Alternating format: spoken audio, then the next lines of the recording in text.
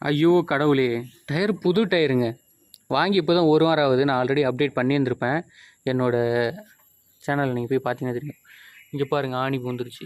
என் போஸுக்கிட்ட நான் என்னான்னு சொல்கிறது? அவன் என்னை கழுவி ஊற்றுவானே. டயர் வாங்கி 1 வாரம் கூட ஆகலை, அப்படி என்ன வண்டி ஓட்டுற அப்படின்னு சொல்லி திட்டுவான். ஏற்கனவே கண்டமேனி திட்டிகிட்டு இருக்கான், வண்டி மெதுவாக ஓட்டு அப்படி இப்படின்னு. இப்போ இந்த டயர் பாருங்கள், புது டயர் வாங்கி இப்போ தான் ஒரு வாரம் தான் ஆக போகுது. போன வாரம் வாங்கினேன், இந்த வாரம் ஆணி ஏறிடுச்சு.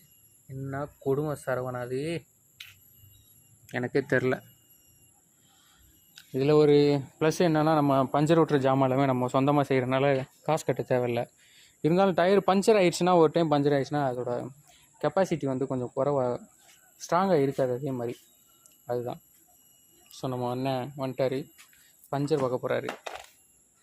ஆணி இது என்ன ஆணி?